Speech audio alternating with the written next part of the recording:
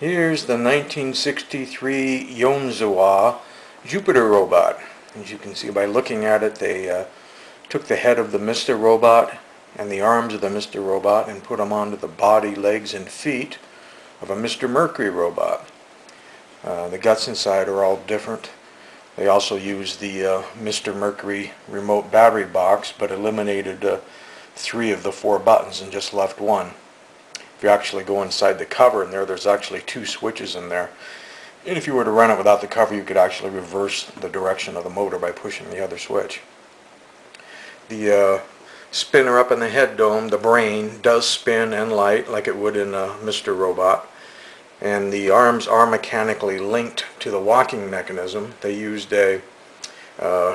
some black rubber tubes on each side that just friction fit against the arm, so if a kid grabs the arm then they don't have anything mechanically that they can break. It should slip. But that also lets the weight of the arms let a lot of the linkage part slip on its own too. And because of the drive shaft that goes up to spinning the brain, which is dead center in the robot, that meant that the axle that the 2 arms are mounted on either had to be in front of that drive shaft or behind. They decided to put it in front. And that's why in most of these robots it always looks like the arm things are bent, and they even stamped the hole in the shoulders as far forward as they could to allow for that.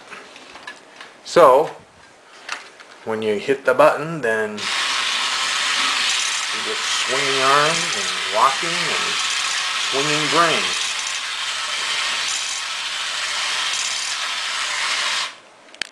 Inside the Jupiter robot, basically you've got a commutator up here for this spinning brain effect to get power, which comes down to there, and it's geared, as you can see right there in that right angle gear. The arms are mechanically linked to the leg linkage.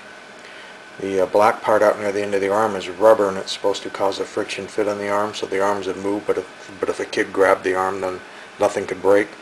But what happens through the years is the rubber shrinks, and then it no longer causes a tight fit on the arm. So most Jupiter robots, their arms, even though the mechanics are in there, are no longer mechanically linked.